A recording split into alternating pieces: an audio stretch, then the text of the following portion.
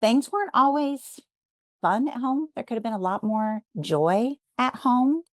And I think I was just this really intuitive child, maybe a little more than others, because I would look at other families and I look at our families and I think it's different. And I want mine like that. Or when I grow up and have kids, I want it to be like that.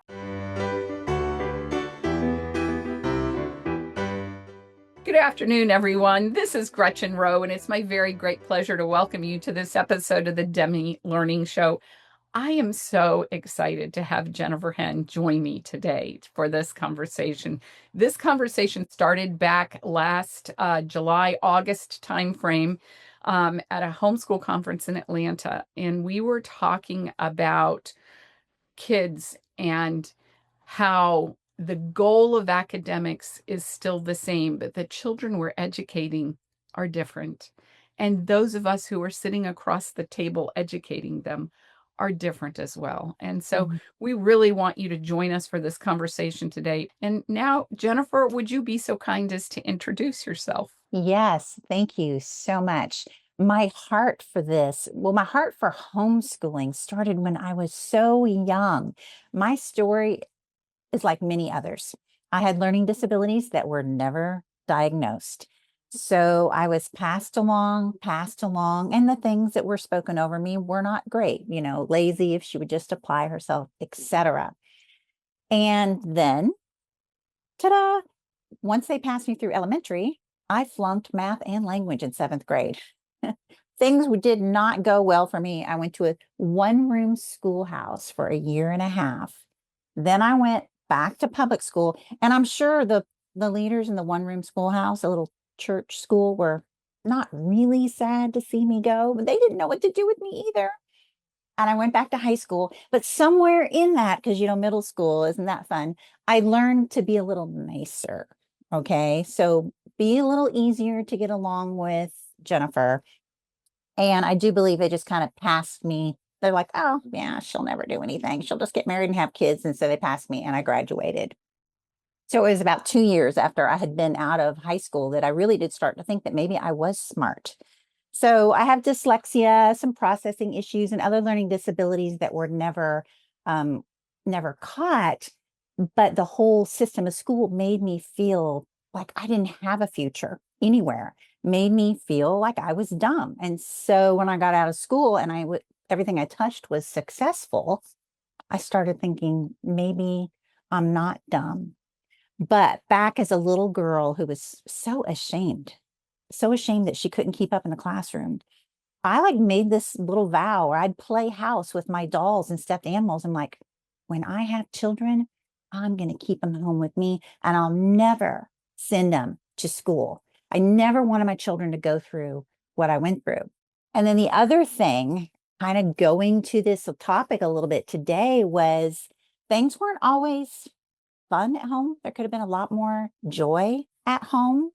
And I think I was just this really intuitive child, maybe a little more than others, because I would look at other families and I look at our families and I think it's different. And I want mine like that. Or when I grow up and have kids, I want it to be like that. And we were a latchkey kid. So we lived way out in the boonies. And my mom's like, enough of this. And she commuted and had a job. So my brother and I got ourselves ready in the morning and got on the school bus. And then we came home. We were alone again, alone a lot, home during the summer break, during Christmas break. We were home alone a lot. So the other thing that drove me, so I'm driven to not send my kids to school to have an experience like I have. And I'm driven to have a relationship with my kids and hang out and have fun with my kids. So homeschooling, even though it was really radical when I first heard about it, but I was like, oh, it is a thing. So I was, single, had moved to Atlanta for a career in the travel industry, which was fabulous. But I always wanted to stay at home with my kids. And my husband and I, even when we had premarital counseling, we had an agreement that I would stay home at least for the first few years when our children were young. And I was scared to death to start. Ladies, I get it. My family was giving me the side eye, like, you're gonna homeschool. I was reading some books on it. I was listening. I was learning.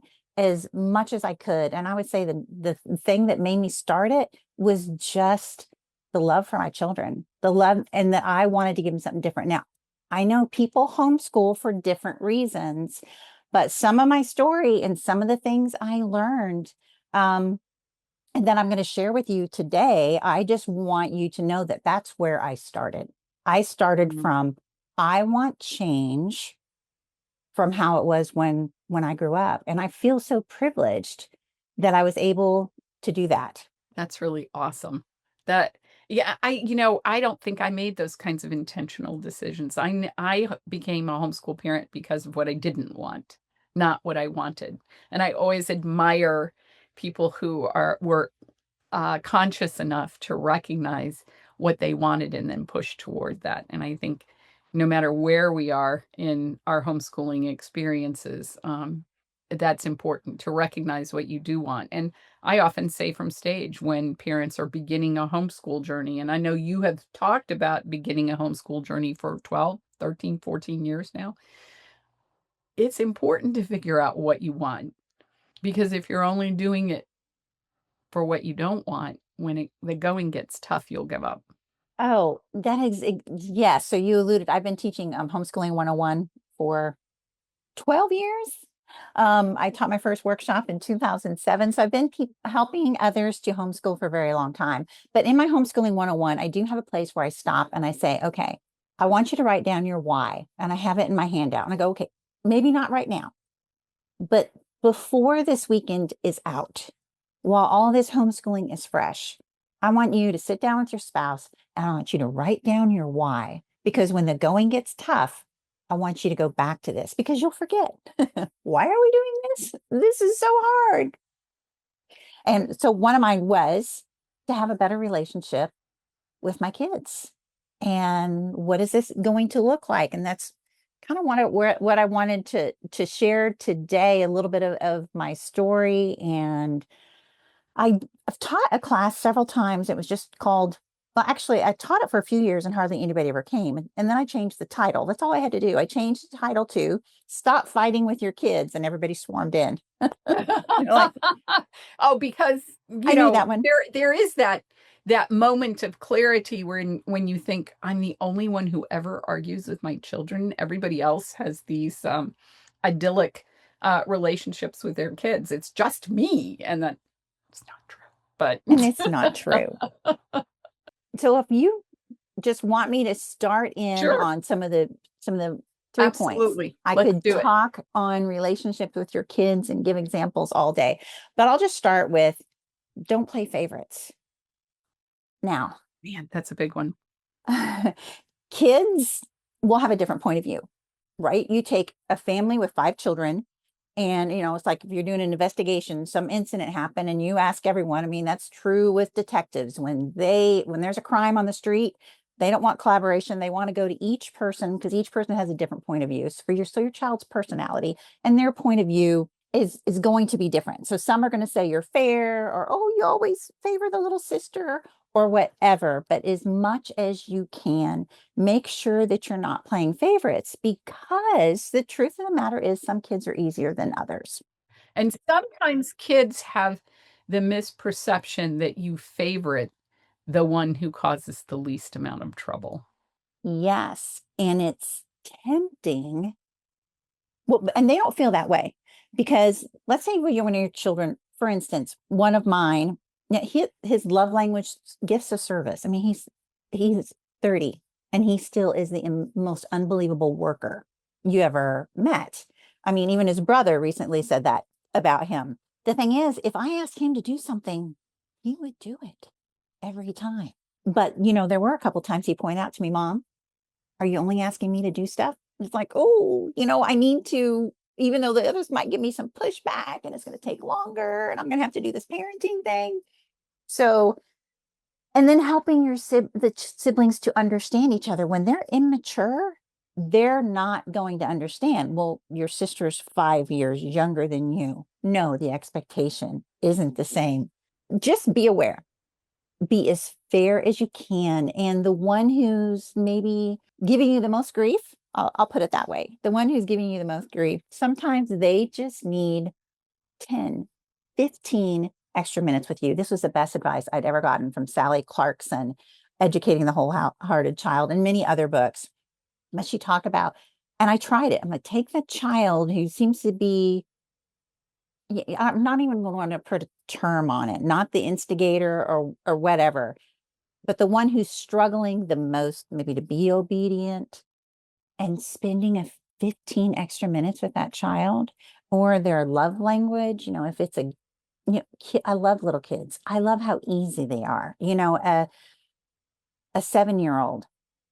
I came out from the grocery store and I saw this candy bar when I was checking out, and I thought of you and I got you this candy bar. Or, have gum. Oh, I know you love this gum. Have this gum and a little extra time. These aren't spoiling things. These are you thinking ahead of how can I encourage? Make sure that as the day goes, or as the day starts, that you're encouraging each one of your children. And if one of your kids, you're having a hard thing encouraging them in, I mean, even if they pet the cat nicely or let the dog out, say, that was so nice the way you petted the cat, so nice. Oh, thank you for letting the dog out for us. Can anyone be encouraged too much? Can young children, can any people, if it's genuine, I'm not saying be fake, but I'm saying lift the spirits. So you're not playing favorites, and you're seeing, though, what you can do to encourage each one of them equally. Yes. So not so much what you do for someone, but you encourage them. And I realized I completely forgot in my introduction to tell you all about my kids. Hello, what mom doesn't talk about her kids? I was going to actually force you into that in a minute, but I didn't want to interrupt your flow. So because it's like, you know how scary it is to come and talk about like raising kids, because you can all go, let's get the skinny on this. We're going to ask their kids. Well, I've actually been in the Atlanta area in the Southeast Homeschool Expo for a long time. And my son started working for the expo, helping the vendors, helping with sound and things like that since they were 14 and 16. And so they would come into my workshops a lot of times and say hello so people could meet him, and they'd see him out and around on the floor. And my daughter has been helping me for years with my booth. Last year, we did our first session together. And this year, she's going to do her first loan session. So awesome. My oldest has the same learning disabilities of me. Sorry, son, a lot of this is inherited. Your kids are a lot like you. So my oldest is 30. And one of the things, because I knew for me, I knew just wait, it gets easier as you get older. It gets easier as you get older. And a dream thing for a mother is last year, he said, Mom, I want to come to the expo and I want to talk to the people. I want to tell them I made it. I want to tell them it's going to be okay. And that coming from him versus coming from me is so wonderful. But his first child was due the week of the expo, so he couldn't come. He was busy. I think he had a little bit of a higher priority there. A little bit of a higher priority. My first grandchild. So I have one grandchild. So excited. And he married lovely Julia. That's Isaac, married lovely Julia. And Julia was homeschooled, a homeschool family. And he's excited to one day homeschool his children. And he's like, Awesome. Mom, are you going to help me to know how to parent? Mom, are you going to help me to know how to homeschool? And I said, well, I've learned a lot and I keep learning. So I think I'll be even a better homeschool mom later. Sure. And then my son, who's 2 years younger, he also wants to homeschool his children. So right there, I feel like I graduated. That's my graduation. Awesome. And I always said I wanted, well-adjusted adults that can go into this society, get along, have jobs, have friends, all those things. But Joshua was having some roommate things going on and a serious relationship with a girl. And so a year ago, last December, we said, you want to just move in for a while and save your money? And sure enough, so he's been here a year and he did get engaged. He'll be married in the end of March. So we're also excited. And we got to know his fiance so well because they were both here a lot. And we have had so much fun. I think when he moved out, in his early 20s, it was like, go and we used to say about the boys, they both need a really good dose of roommates because when my husband and I first moved to Atlanta and worked, we had roommates. We know like go have a good dose. My oldest actually came back one time after, I don't know, several months of his first, he'd moved out with some guys from work. And he goes, I need to apologize because I know I left my stuff laying around all the time. I'm like, yes, you did. Apology accepted. The roommate thing is working, right? And so didn't know what it was going to be like with Joshua moving back in, but he's an adult. He's 28 and his fiance is absolutely adorable and we've had so much fun. And then my oldest, when they had his baby, his wife was working some on the weekends. So he and I spent a lot of times taking care of the little grandbaby together. So don't want people to think that I'm going to come and talk about this and that I didn't have a great relationship with my kids. So my oldest, 30, has the same learning disabilities that I had. And I can't even tell you what he does on his job. It is incredible what he's doing because all these kids have strengths. We have our strengths and he is working in his strengths. He has an amazing job. My next son is going to be more of the entrepreneur. He's worked for a lot of small companies. He's a jack of all trades. And the oldest school was really hard. The second one school was really easy. A lot of times the second child is a polar opposite of the first. And then my daughter is on the spectrum. She's high functioning autism. And last And year, she's delightful. yes, and we did that talk last year together. We called it our neurodiverse story, a mother daughter. And she's coming back and she told me, Mom, you know what the title to my talk is going to be that I'm going to do? She goes, I hope you won't be upset. I'm like, give it to me. She said, I've titled it, What I Wish My Mom Knew About Anxiety. And I said, perfect, because I've never dealt with anxiety. I've had to learn a lot of things. And a lot of the moms at the expo did have questions about anxiety. Sure. So she lives at home. She works 30 hours a week. She has a fabulous job and she still lives at home with us. Probably will be for a while longer, but we bake together, we cook together, we go on trips together. Um, we we just laugh a lot. So that's where we ended. We have a lot of we over the years had a lot of honest and sometimes hard conversations. And now you chose to homeschool them all the way through, correct?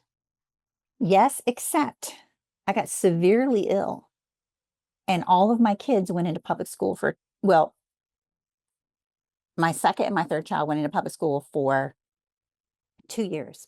But because this is so important, because everybody thinks that the solution would be public school or someplace else is easier or better.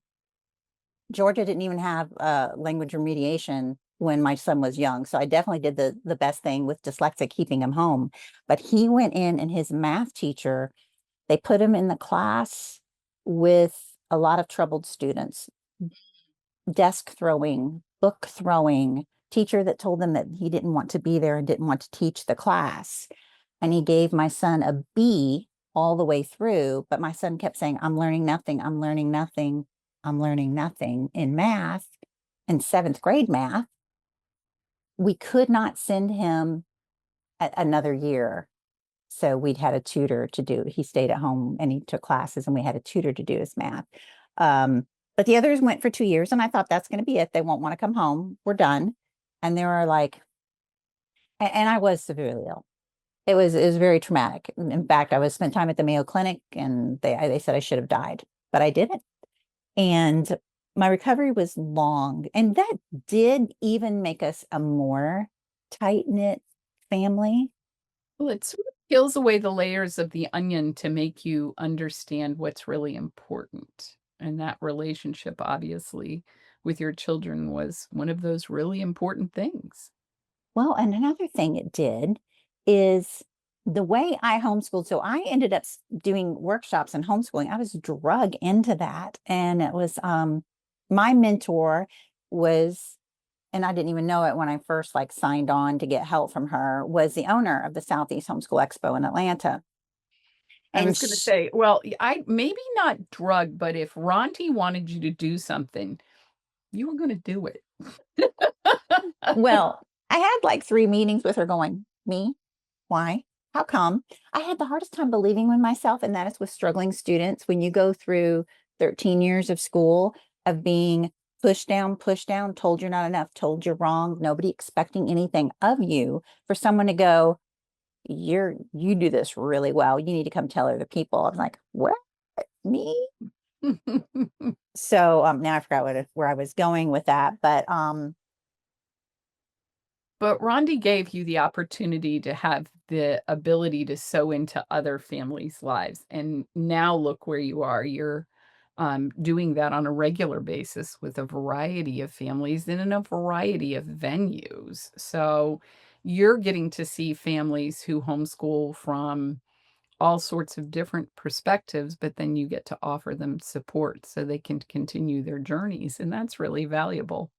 yes, and Rondi always told me, your kids are great. They're fine, but we want to go back to that solid what we know. You know what? When we get fearful, when we get worried, what do we know? If you were in a traditional classroom, whether it's private school or public school, all of a sudden you think this is what it should look like, or this, especially husbands can struggle with, this is what it should look like. So here I am doing a fabulous job of homeschooling, but not believing it myself. And Ronnie said, no, your kids can walk into any public school and succeed. And I refused to believe her. So guess what happened? All three of my kids walked into public school and they were all in the honor roll. They were all in groups and clubs, had friends. Just, but like I said, with Isaac, he did not learn math for the whole year. So we couldn't keep him in. But all of my kids went in and they did succeed. They did very well with the way that I homeschooled. So does not have to look like the classroom. And that's what I want to do, Gretchen, is I want to unburden parents. If one thing that I can do today. So let me move on to, let's go back to what we were talking about. I said, don't play favorites. But then I also want to mention a mutual respect, and this one can be hard. Okay. I never had a voice when I was a child. And even if my parents were 100% wrong, I was not allowed to say a word. Well, we in homeschooling, we are with our kids. I say, we are parenting at large because it's all day long. Sure. So there is this balance of my kids need to know that I am the final authority.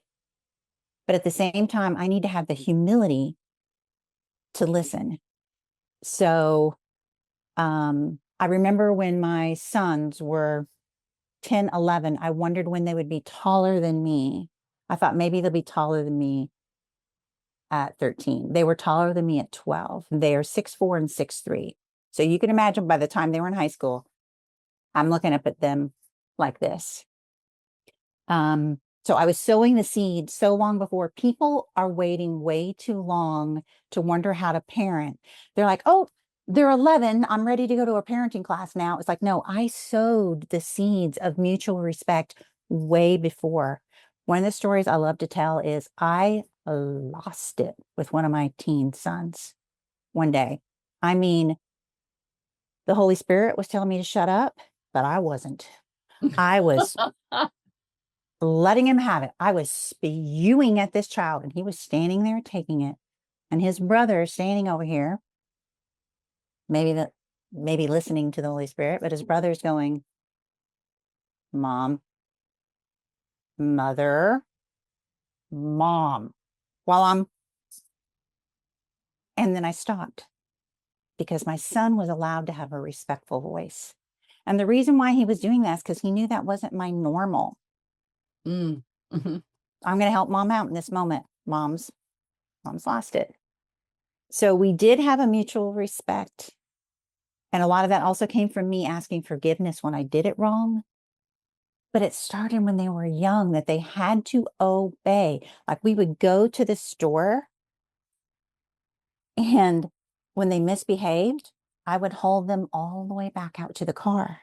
But if you're going to go to Target, if you're going to go to Walmart, and you're going to know that today is going to be about getting what we need and training, and it may take me 3 times as long as I want, but they are going to, I always told them to be a blessing to others, and I was able to take them with me anywhere. Right. So if we went to the park and they were being naughty with other kids, and I said, do that again, and we're all going home. Even though sometimes, but mom, I didn't do it. She didn't do it. Do it again. And we're all going home. And I remember having women sit on the park bench and look at me going, we can't believe you're leaving. I'm like, we're leaving.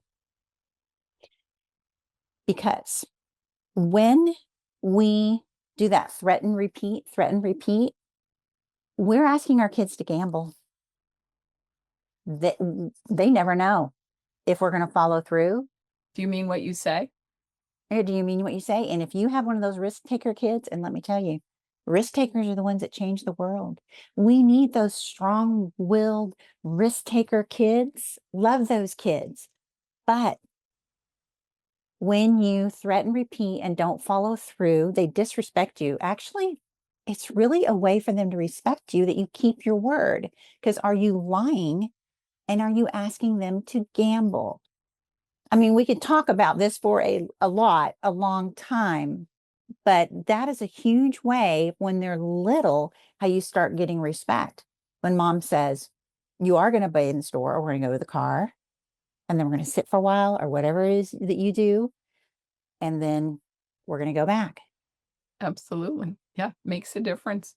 Well, now you had said that you wanted to talk about rebuilding trust in a safe learning space. And I thought this was such an interesting point of view as far as a question to ask. And, what do you do when you feel those walls come up? Because I know that my children had walls because I had walls. If you told me I'm a good German kid, you tell me I have to do something, I'm not going to do it just because you told me I had to.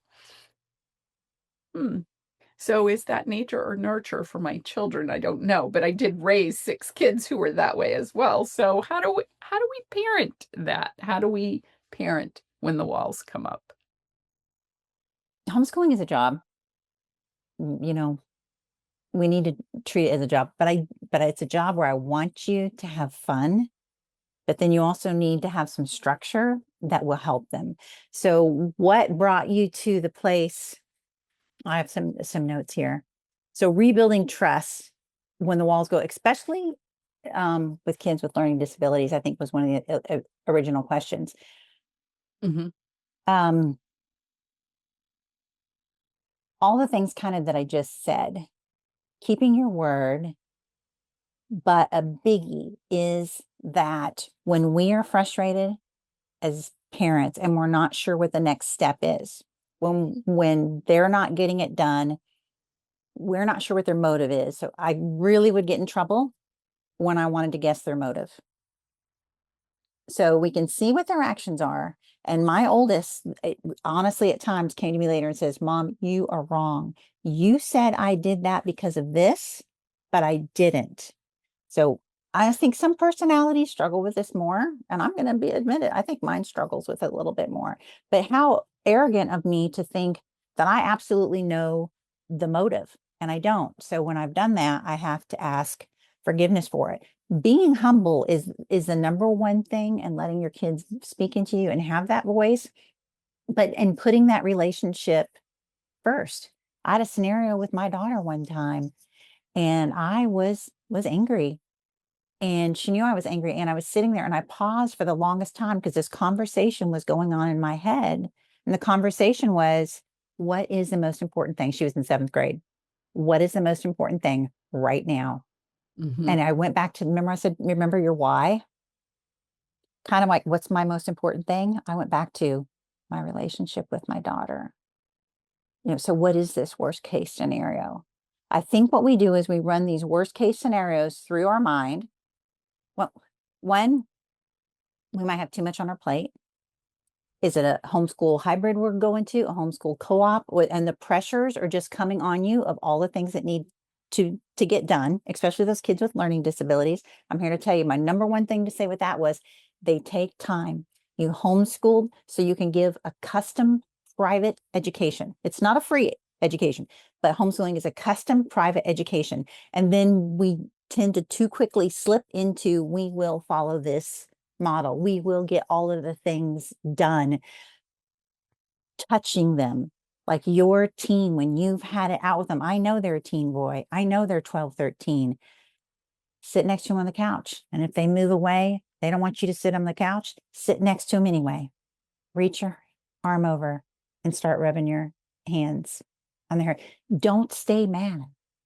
That's another thing. When they do something wrong, don't stay mad. Just be ready to give the grace that you want and this wise amount of letting go. I'm not even sure if I'm answering this question. I feel like I'm telling you all these things. There's a wise amount of letting go, and those kids with learning struggles, make sure they have an area to succeed. Everyone needs an area to succeed. Well, you're not gonna teach to their deficits, you're going to teach to their strengths, and that makes such an enormous difference, and that has been apparent because your children have been successful. So, allowing them to reach for their own strengths, you've encouraged them to find those strengths, even though in a traditional academic environment, those strengths might not have been identified for them. And it takes time. See, Gretchen, this is what I mean by I want to unburden you. So I didn't understand, um, maybe it was like fifth, sixth grade with my oldest. He needs a year and a half to complete what would be one level of math. Okay. My daughter, when she was just in third grade, no, second grade, I discovered that if we did math 2 or 3 days in a row and then took a break from math for a couple of days and then revisited math, that's what her brain needed. Later, through her testing, found out she has a profound math disability.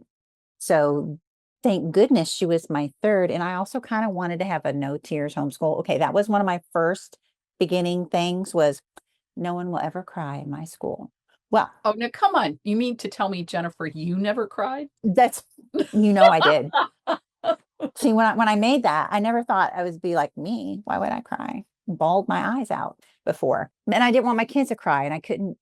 That really, that was rare. It was rare. But I think it was the minute my daughter started to cry over math, I'm like, okay, take a break. And that was the best thing I could have said, was take a break. So when they're getting older, their hormones are changing, they're struggling with so much, again, and little kids, young kids, everybody wants to be able to do their schoolwork and do it well. Nobody wants to not do a good job. I mean, I really believe that. I remember in first grade standing in the classroom and not having a clue what was going on. And at 6 years old, looking around going, everybody gets it but me. And it feels shameful. So homeschooling gives us this opportunity to take our time, but finding those strengths. My daughter, flashcards on the computer that have different things that transferred on and off for whatever reason. That would distract the heck out of my other child, but that's what worked for her when she had to memorize science terms and memorize things. But my son, it worked better to do a concentration game with index cards and turn them all over and have to match the vocabulary word with the definition. But it takes time, because if you've like, I have to get to 6 subjects today and we are going to move from this to this to this to this, you might not even have the opportunity to find what your child's strengths are. So you're going to start rebuilding by talking and listening and follow through. Sometimes as moms, we're busy too. So don't have too much on our plate and walk in reality. I have a coach that said, reality always wins, Jennifer. You always have too much planned. You have too much planned, and reality will kick your rear. It always wins. And sometimes in homeschooling, it's the same thing is going on. We think we have to do all the things, and you don't. Your kids do not peak in high school. Who peaked in high school? I didn't peak in high school at all. Do you have to teach your kids all the things? What if they go to college and they don't know something as well? Well, then you're going to get a tutor. They're going to figure it out. Because one of the things I think that's really important for parents to understand is in the process of educating them, you're teaching them how to learn. You're not teaching them everything. You're teaching them how to learn for themselves. And sometimes we get the misapprehension that home education should look just like a public education. Well, if it should look just like a public education, why are you going to all this trouble? And, our kids are a lot like us. So look at yourself, parents, look at, and, like with me, when with this, was the dyslexia in the family? Yes, there is, things like that. You have an opportunity to teach, like I said, to your child. And I think there's still in the homeschool movement, we want to go from one to the other. Okay. As honestly, as human beings, we always want to swing this way, swing back, swing that way. It's the same with parenting. So you're going to swing this way and you're going to do all the assignments and then you're going to get fed up. Be careful not to swing this way because you do need to be doing some schoolwork. You do need to be figuring it out, but there could be a wise amount of letting go, right? And the same with disciplining our kids. So, Jennifer, in the takeaway, I think I want to remind our guests today, one, you can't do it all. Two, the relationship with your child is paramount. Three, you need a friend. And four, you need the opportunity to recognize that this is a relationship that will span beyond the academic years, and you really want to sow into that relationship. I love that everything that you have said today. I want to thank you so much. Any other closing thoughts for our guests today? I guess I just think about teenagers. Just think about it as that you're working from this parent child to parent adult child. You know, keep keep thinking, okay, we're moving towards being adult friends. And yeah, and enjoy it. Some of the Enjoy days them. last a very long time, but I'll promise you, I know you will say the same. The years pass very swiftly. Ah, the years pass so swiftly. They did indeed. Jennifer, thank you so much for joining me today. It was really terrific. I hope our audience got as much out of this as we did. I really enjoyed our conversation, and I will look forward to you joining me again sometime soon. Take care. Oh, thank you. Bye. Thanks again for joining us. We're glad to be a part of your educational community. You can help us grow our community even more by rating, reviewing, and subscribing to the show wherever you may be hearing this. Don't forget that you can access the show notes and watch a recording at demilearning.com/show or on our YouTube channel. We'll see you again next time. Until then, keep building strong foundations for lifelong learning.